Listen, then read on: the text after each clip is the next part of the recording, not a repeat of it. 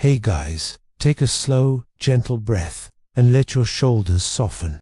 Allow the weight of the day to loosen its hold, as if it's quietly slipping off you and settling into the floor beneath. You are safe, warm, and free to rest now. Free to simply listen. Notice the space around you, the subtle hush, the calm air.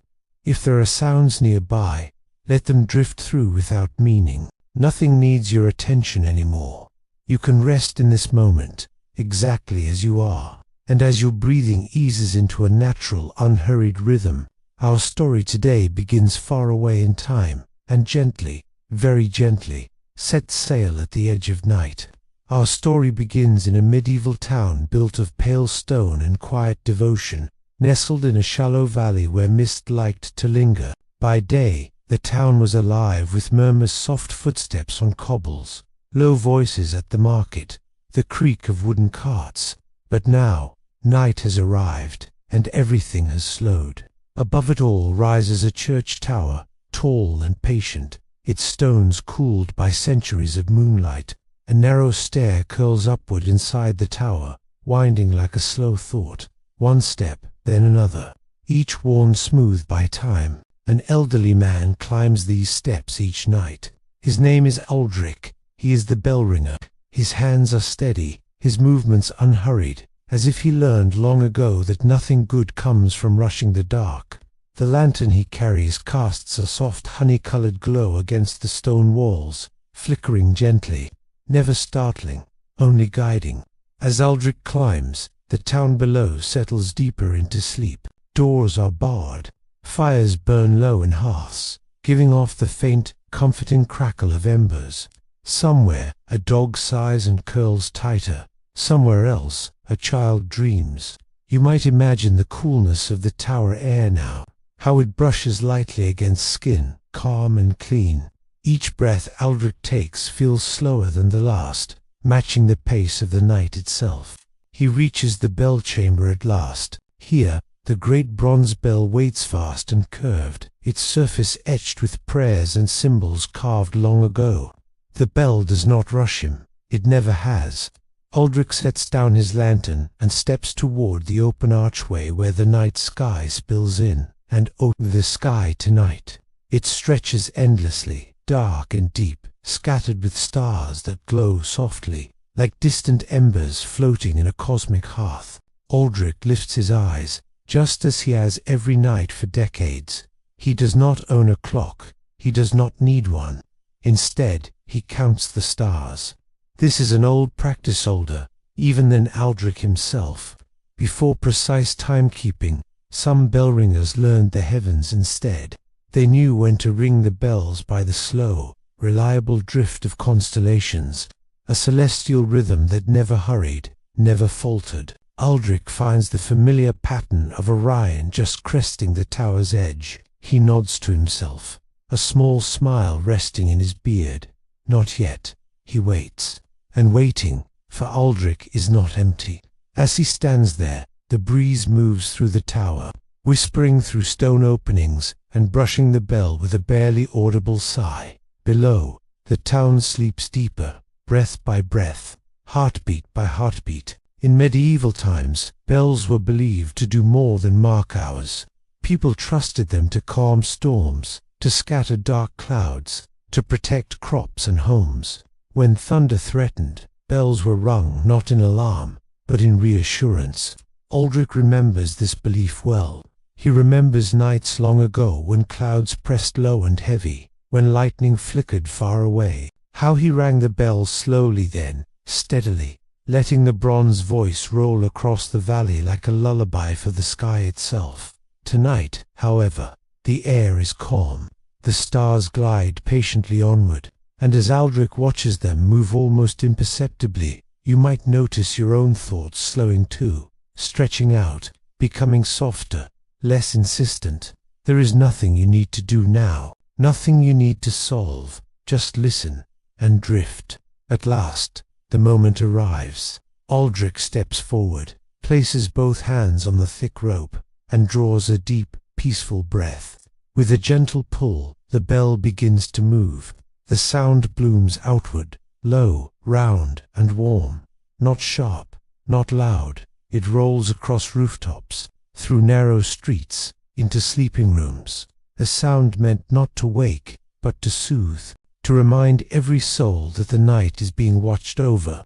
As the echo fades, Aldrich releases the rope and returns his gaze to the stars. One bell, one constellation shifted just enough. Time passes the way it always has, quietly, faithfully, without asking anything of you. And as Aldrich stands in the tower, counting the slow procession of light overhead, you may feel yourself growing heavier, more settled, as if you too are being gently wrung into rest. The night holds you now, and our story continues on the next soft chime. The echo of the bell fades slowly, like ripples smoothing across still water. Silence returns, not empty silence, but a living one, filled with breath, with night, with the distant hush of the world resting. Aldrich remains where he is, hands resting lightly on the rope. He does not hurry away. He never has. From this height, the town looks like a collection of quiet thoughts, rooftops, silvered by moonlight, narrow lanes curled like ribbons between them. A single window glows faintly where someone has yet to surrender to sleep. Another goes dark, then another, until only the stars keep watch. Aldrich shifts his weight and settles onto a small wooden bench, worn smooth by decades of patient waiting. He exhales, slow and deep, the way one does when there is nowhere else to be. You might imagine sitting beside him now, feeling the cool stone beneath your fingers, the gentle night air brushing your cheeks, your breath naturally matching the calm rhythm of his.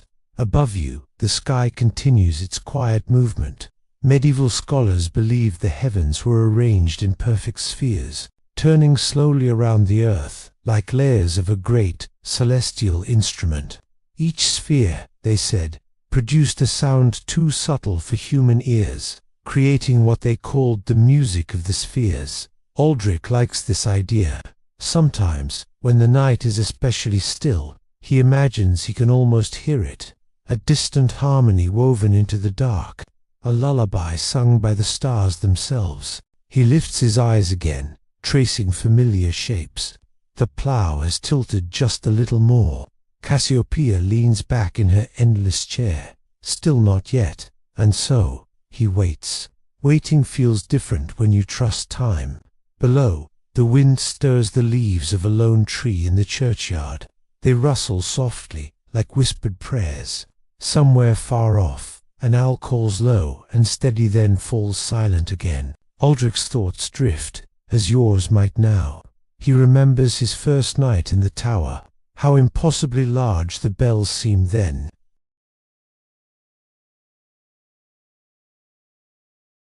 He remembers being taught by the bell ringer before him, a man with a voice like gravel and hands warm from rope and work. "You don't ring the bell," the old man had said.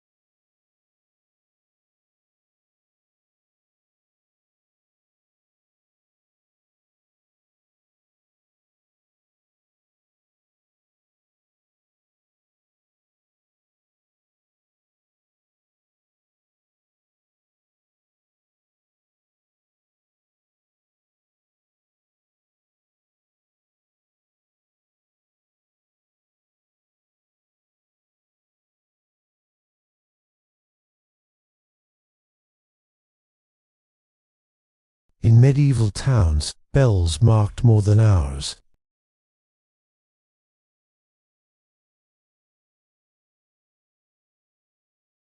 The comforting knowledge that someone was awake, watching the night on everyone's behalf.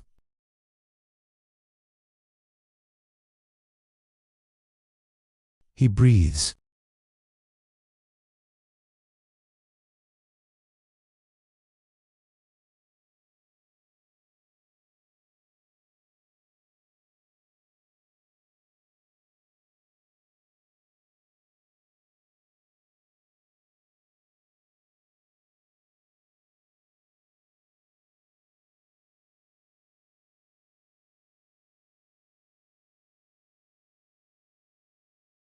The stars continue their quiet procession, never rushing, never stopping.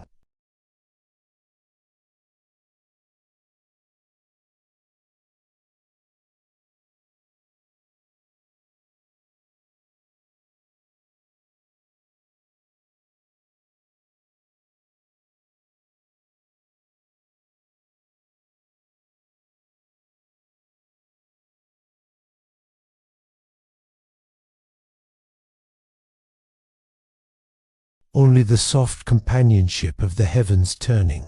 When the next moment comes, soft as a feather, settling Aldrich, rings the bell once more. This chime is lower, slower, meant for the deep hours when dreams grow vivid and heavy. The sound feels like a hand resting gently on the town's shoulder, and perhaps on yours. As it fades, Aldrich sits again, lantern dim, eyes lifted, counting not numbers, but movement, trusting the sky to carry the night forward. You may feel yourself drifting now, thoughts thinning, edges softening, as if your mind too has learned to follow the stars instead of the clock. And our story continues, very softly. With the next slow turn of the sky, the night deepens, not suddenly, not dramatically, but in the gentle way a blanket settles, inch by inch, until everything feels held. Aldrich remains in the tower, his presence as steady as the stone around him. The lantern's flame has grown smaller now, its light subdued, as if it too is growing drowsy. Shadows stretch and soften, no longer sharp, no longer insistent. Below, the town has fully surrendered to sleep. No footsteps, no murmured voices. Only the faintest sounds remain, the occasional creak of wood cooling in the night air, the quiet breath of animals in their stalls, the slow murmur of the river beyond the fields. Aldrich listens to it all. Listening, he believes, is a kind of prayer. You might notice how easy it is now to simply be here, how your breathing has found its own pace, how your body seems to know exactly how much effort to release. Above, the stars continue their ancient drift. In medieval times, people believed the stars were fixed into a great crystal sky, turning as one immense wheel, though we now know otherwise. The belief itself brought comfort, a sense that the universe moved with purpose, that chaos was only an illusion. Aldrich still feels that comfort. He watches as a familiar cluster slips closer to the tower's edge. His eyelids lower slightly, not from sleep, but from trust. The night will tell him when. Until then, he waits. He rubs his hands together slowly, feeling the faint warmth left by the rope. His joints ache a little, nothing sharp, nothing troubling, just the quiet reminder of years well lived. Aldrich smiles at that. He thinks of all the nights he has stood here, summer nights filled with insect song and warm breezes, winter nights when frost crept along the stones and his breath turned to clouds. Through it all, the stars remained, steady, faithful, unconcerned with hurry, and perhaps that steadiness is reaching you now, seeping gently into the places that once felt restless, smoothing them, calming them. The wind brushes through the tower openings again, this time a little cooler. It carries the scent of damp earth and distant pine. Aldrich closes his eyes for a moment. Just one moment. He knows the sky well enough to feel its movement without looking. He feels time not as numbers, but as a quiet unfolding. When he opens his eyes again, it is exactly when he should. He rises. The rope is cool beneath his palms now. He draws it down in a long, unbroken motion. The bell answers. This chime is slower than the last, deeper, its sound spreading wide, then settling low, like a heartbeat easing into rest. It rolls through the valley, across the fields, into the hills where shepherds once watched their flocks beneath the same stars. It carries with it an unspoken message. All is well, all is watched. Sleep. The echo lingers longer this time, as if reluctant to fade. Aldrich lets it linger. He stands perfectly still until the last vibration dissolves into silence. Then, gently, he exhales, and you might notice yourself exhaling too, as if your body recognized the signal, as if something deep within you has been given permission to let go. Aldrich returns to his bench, sitting carefully, respectfully, as though even the act of sitting should not disturb the night. He rests his hands in his lap. The lantern's flame dims further, casting only a faint glow now. Soon it will be time to let it go dark entirely, but not yet. The stars have more to say. The sky has turned slightly, almost imperceptibly, yet enough for Aldrich to mark the passing of another gentle span of time. He nods once, satisfied. His breathing slows. His thoughts grow fewer, and as you listen, you may find your own thoughts drifting farther apart, like stars spreading out across a vast, quiet sky, each one softer, dimmer, less demanding. There is nothing you need to remember, nothing you need to plan, only this slow, peaceful turning. Aldrich remains awake so others may sleep, and as long as he stands watch, the night holds no urgency, only rest, only rhythm, only the soft companionship of time moving kindly forward. And our story continues, with the stars drifting still, and the bell waiting patiently for its next gentle voice. The lantern finally gives up its glow, not abruptly, not with resistance, but with a soft sigh, as if it has completed its work for the night. Darkness settles fully inside the tower now, though it is not truly dark. Moonlight pours through the open arches, painting pale shapes across the stone floor. The bell gleams faintly, catching silver along its curve. Aldrich does not mind the dark. He has learned that darkness is not the absence of safety. It is the presence of rest. He sits quietly, hands folded, eyes open just enough to watch the sky without effort. Each star feels like an old acquaintance, never demanding attention, only offering companionship. Below, the town dreams. Some dream of fields and rain, some of warm bread and familiar voices, some of nothing at all, a deep, unbroken sleep. Medieval people believed that sleep was a bridge between worlds, a time when the soul wandered gently while the body remained safe. That belief brought comfort, and Aldrich carries it still. He likes to think the bell's voice helps guide those wandering dreams, keeps them soft, keeps them kind. The night air cools further. A breeze slides through the tower, lifting the edge of Aldrich's cloak. It whispers along the rope, brushes the bell, then slips away. He listens. Somewhere far off, water moves over stone. Somewhere closer, a bird shifts on its perch, feathers rustling faintly, and above it all, the stars continue. Aldrich watches as a familiar point of light aligns with the tower's narrow edge. This is the sign he has been waiting for, not urgent, not dramatic, just right. He stands. His movements are slower now, not from fatigue, but from reverence. This chime is meant for the deepest hour of night, the hour when sleep settles fully into bones and breath becomes shallow and calm. He places his hands on the rope and pauses, just for a breath. Perhaps you pause too, in that space between inhale and exhale, where everything feels suspended, peaceful, whole. Then Aldrich pulls. The bell sings. Its sound is low and wide, spreading like a soft wave. It does not push outward, in folds. The vibration passes through stone, through soil, through roots and water and sleeping walls. It reaches beds and barns, nests and fields. It reaches you. The sound feels like being wrapped in something warm. A blanket laid carefully, a hand resting gently on your back.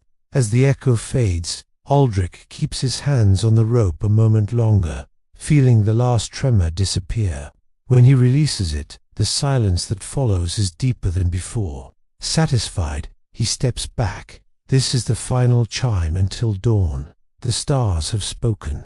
The bell has answered. Aldrich sits once more, his body heavy now in the best possible way. He allows his eyes to close not fully, just enough. The tower feels like a cradle of stone. Time no longer needs counting. Minutes and hours dissolve into something softer, a sense of enough. If thoughts drift through your mind now, let them pass like clouds across the moon. No need to follow them, no need to name them. Just rest. Aldrich breathes slowly, deeply. He knows the morning will come, as it always does. He knows the sun will take over the watch. Until then the stars hold their vigil, and so does he. The town sleeps safely beneath their shared care, wrapped in quiet, held in rhythm, rocked by the memory of sound. And as our story gently continues, there is nothing left for you to do but drift and rest. The silence after the final chime feels complete, not empty, but full in a way that asks nothing more. Aldrich remains seated, wrapped in stillness. The tower no longer feels like a place of work, but like a quiet companion, old stone breathing gently alongside him. His thoughts thin, stretching farther apart, like stars drifting into wider space. He does not resist the drowsiness now. There is no need. In medieval times, night watchmen and bell ringers often slept in brief, gentle spans between duties. Sleep was not demanded all at once, but welcomed in waves, natural, forgiving, kind. Aldrich lets one of those waves carry him. His chin lowers slightly, his breathing deepens, and yet some part of him remains aware. A calm, steady awareness that keeps watch without effort. You may notice something similar within yourself now. A soft alertness beneath the rest. A feeling of safety that allows you to let go even more deeply. Outside the tower, the world continues its quiet rhythms. Dew gathers on grass, bead by bead. Clouds pass slowly, their edges silvered by moonlight. The river shifts, reshaping itself around stones it has known for centuries. Above it all, the stars move on. One constellation slips beyond Aldrich's usual markers. Another rises to take its place. Time flows not forward, but through everything. Gentle and patient, Aldrich dreams lightly.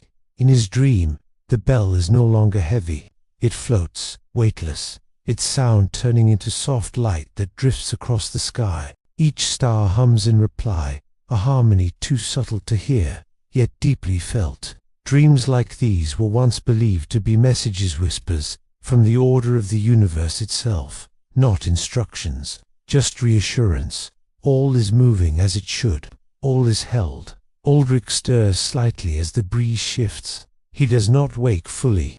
The tower creaks once, softly, settling back into stillness. The bell remains quiet now, content.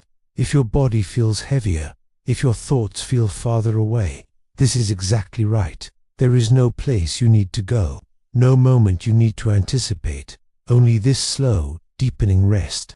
Far below, a single candle flickers out in a farmhouse window. The last light of wakefulness surrenders. Night reaches its deepest point. This is the hour when even time seems to pause. When the world inhales and holds, Aldrich's breathing matches that pause. So does yours. In this shared stillness, nothing is missing, nothing is wrong. The stars continue counting themselves. The bell waits, the tower stands, and you are free to drift as deeply as you wish, knowing the night is watched, measured, and kind. Our story will continue when the sky begins its slow turn toward dawn. But for now, rest, sleep, and let the stars carry you gently onward. The night has reached its quiet center. This is the hour when even thoughts seem to sleep, when the world feels held in a deep, gentle pause. Aldrich rests within that pause. His breath moves slowly now, smooth and even, as if guided by the same rhythm that turns the sky. He is neither fully asleep nor fully awaked, just floating in between. Where effort disappears, the tower feels warmer somehow, though the air remains cool. Stone holds the memory of the day's sun, releasing it gradually, patiently, the way it always has. You might imagine that warmth now, subtle, reassuring, inviting every muscle to soften just a little more. Outside, the stars continue their silent procession. In medieval times, some believed each soul had a star, that when a person slept deeply, their star shone more steadily, a comforting thought, as if rest itself added light to the sky. Tonight, the heavens are full of steady light. Aldrich stirs, not from urgency, but from instinct. He opens his eyes, just enough to take in the sky again. The horizon has changed only slightly, but enough. There is the faintest suggestion of something new waiting far away. Not dawn yet, just the promise of it. He remains seated, letting that promise stay where it is. There is no need to rush the morning closer. The bell hangs motionless, its bronze surface cool and calm. It has spoken all it needs to say for now. Aldrich reaches out and rests his palm against it, not to ring, just to feel. The metal is smooth beneath his skin, steady and real.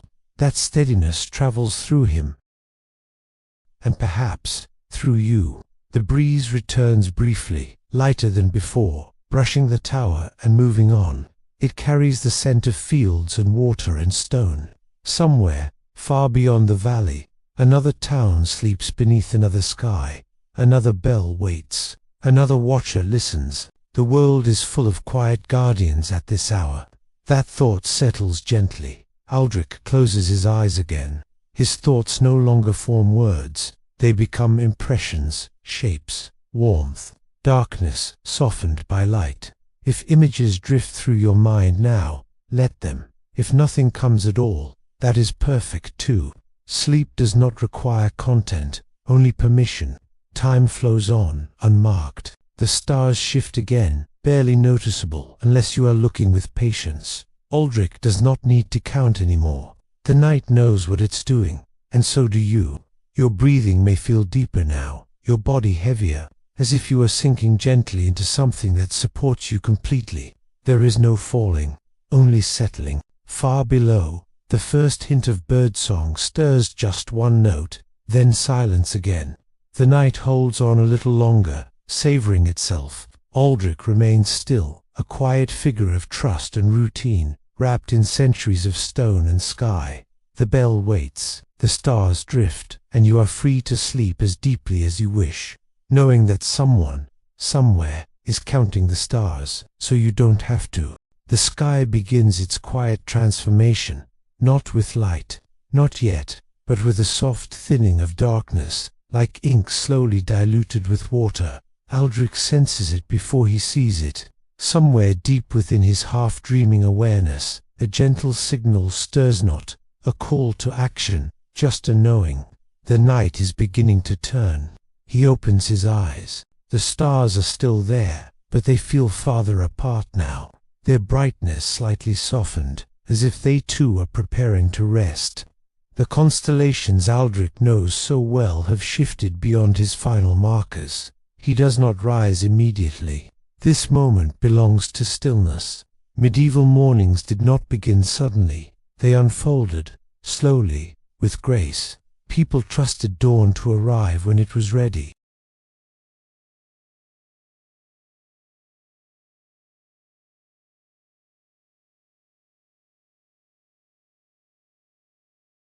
It is no longer the deep hush of night. It is a lighter quiet, one that carries the promise of movement.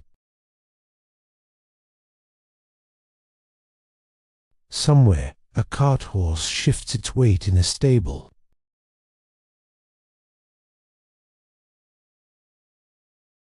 His body responds calmly, gratefully.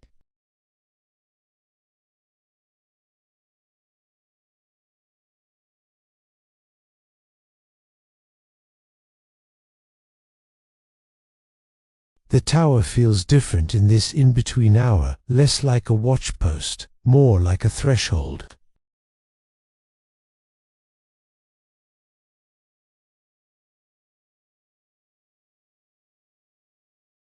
The horizon holds the faintest wash of grey-blue. No sun, just the suggestion of one. He breathes in, the air smells new. as if the world has quietly refreshed itself. In medieval belief, dawn was a cleansing moment, a time when lingering fears dissolved, when the bell's silence allowed light to take over the guarding of the land. Aldrich smiles softly. The bell will not ring now. Morning does not need it. Instead, Aldrich reaches up and gently ties off the rope, a simple ritual that tells the bell it may rest. His touch is careful, respectful. "Well done," he murmurs, though no one else can hear. The bell does not answer. It doesn't need to. Aldrich gathers his cloak and prepares to descend the spiral stair. Each step downward feels easier than the climb before, lighter, as if gravity itself has softened. As he goes, the tower behind him holds the night like a memory. Down below, hearths will soon be stirred, bread will rise, children will wake, but for now, there is still time. Time for one more breath, one more moment of rest. If you are still awake, let this moment wrap around you. If you are already drifting, let it carry you deeper. The stars fade gently behind the coming day. The bell sleeps, the watcher rests, and you are safe, held and free to sleep on. As the world turns kindly toward morning, Aldrich reaches the final step of the tower stair and pauses, not because he must, but because this moment feels complete enough to savor.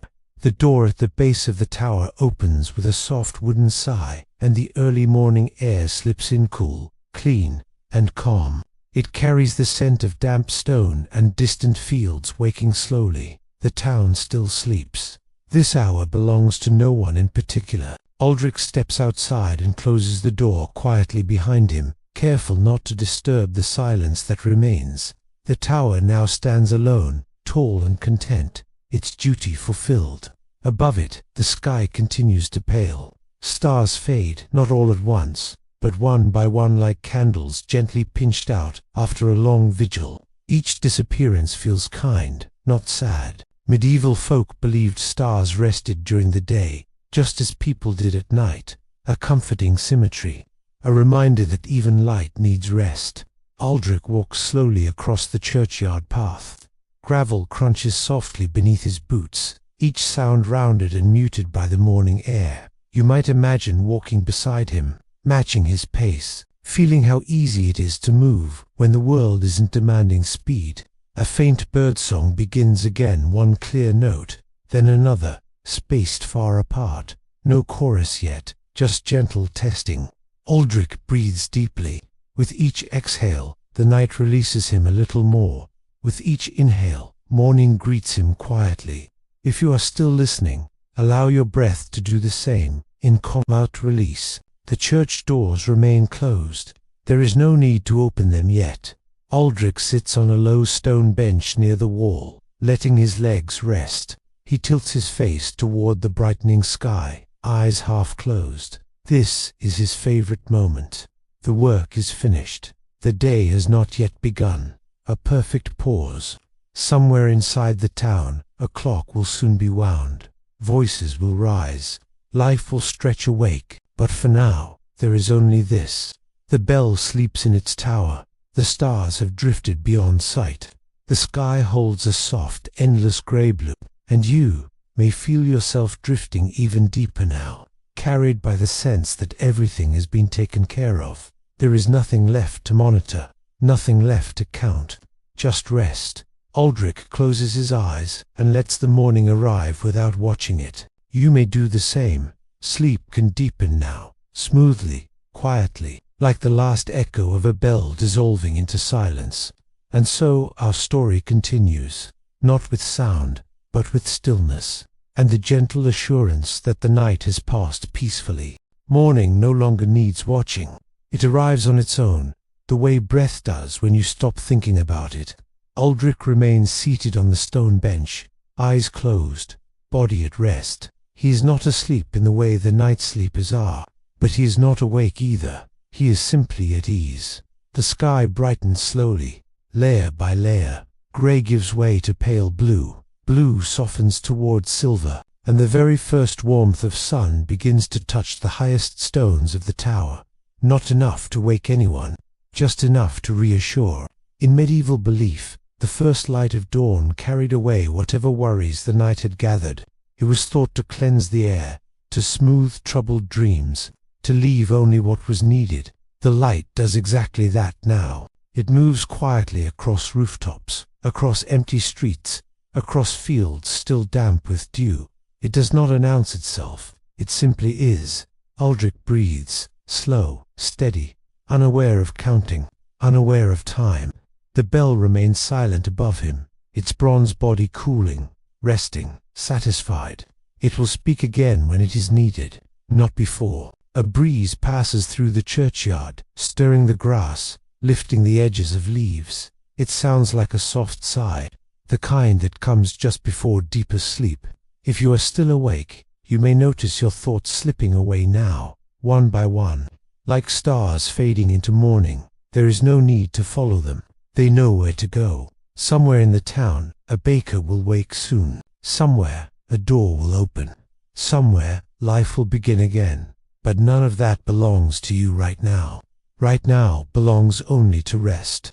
Aldrich's head tilts slightly as the sun touches his face. He does not open his eyes. He smiles barely. Everything is gone as it should. The stars were counted, the bells were rung, the night was held. And now, nothing remains to be done. The moment stretches soft, endless, safe. If sleep comes deeper now, let it. If you drift in and out, that is perfect too. There is no wrong way to rest. The story does not end here. It simply becomes quieter and quieter until it blends with your own breathing, your own stillness, your own sleep. And somewhere, high above a stone town, a bell waits patiently while the stars move on, and you rest, and rest, and rest. The morning light pauses, as if it understands. This moment is meant to linger.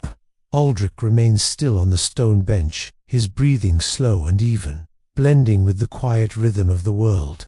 The tower behind him holds its shadow a little longer, protecting the softness of the hour. Birdsong begins again, gentle now, spaced far apart, never sharp. Each sound feels rounded, considerate, like it doesn't want to disturb anyone who is still resting. You may notice how your body feels now, heavy in a comfortable way, supported, safe. There is no edge to this moment. The sky above stretches wide and pale, empty of urgency.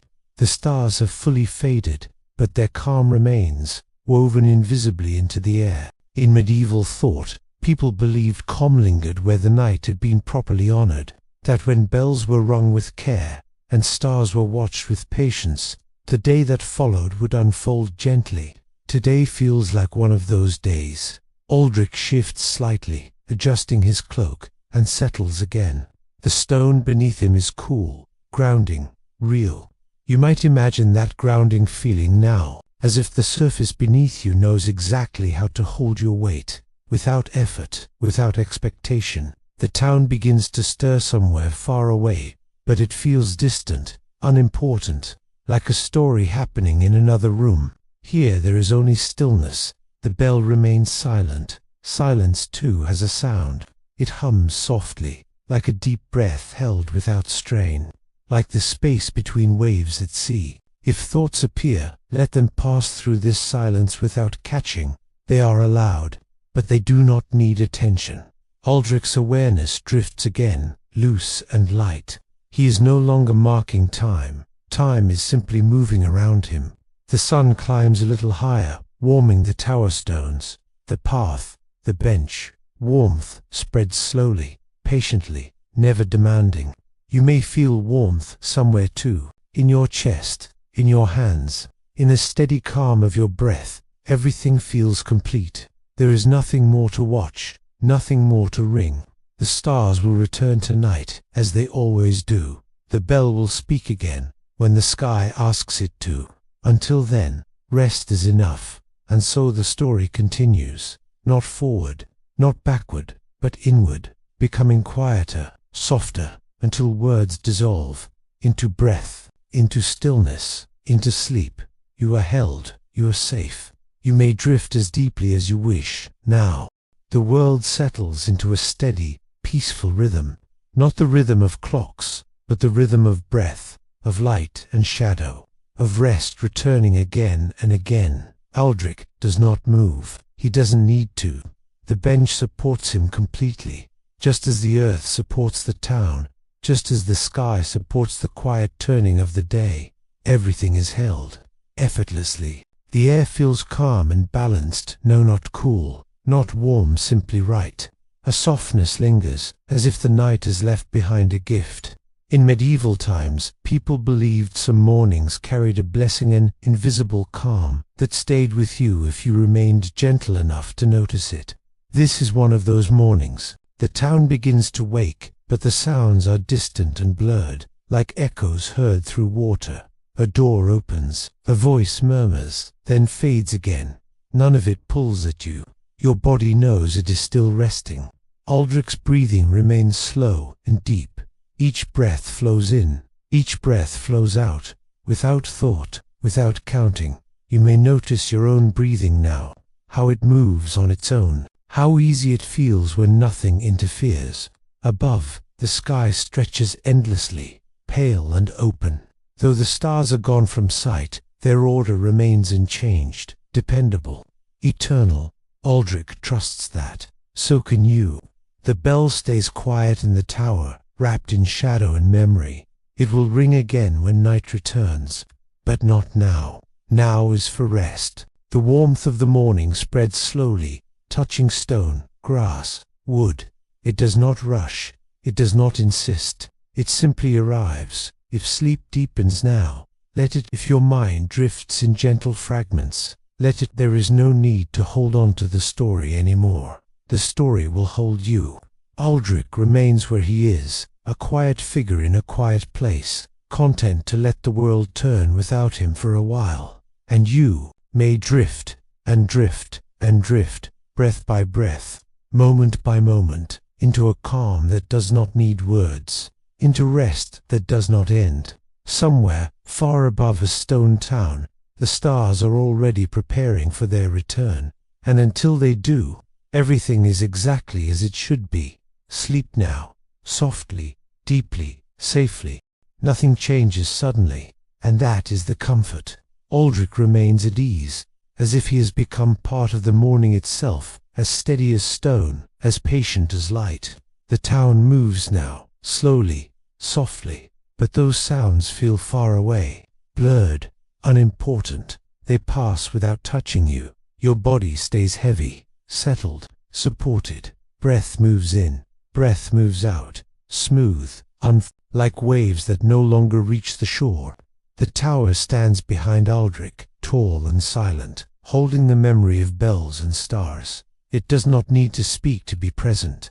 In medieval times, people trusted repetition. It was calming, grounding, safe. The same bell, the same sky, the same rhythm, night after night. That rhythm continues now.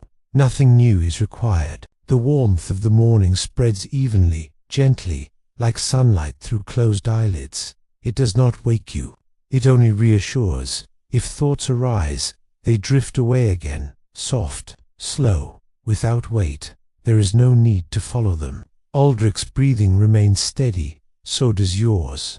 The stars are gone from sight, but not from existence. They continue their quiet paths above the daylit sky, unseen, unwavering, just like calm continues, even when you're not thinking about it. The bell waits patiently in shadow. It knows its moment will come again. Until then, stillness is enough. The story does not move forward now. It circles gently, like breath, like sleep, like night, returning again and again. You are safe in this circle. There is nothing else to listen for, nothing else to anticipate, only rest, deep, quiet, unbroken. And so we continue, without end, without effort, until the story becomes indistinguishable from sleep itself. Rest now, and let everything else fade.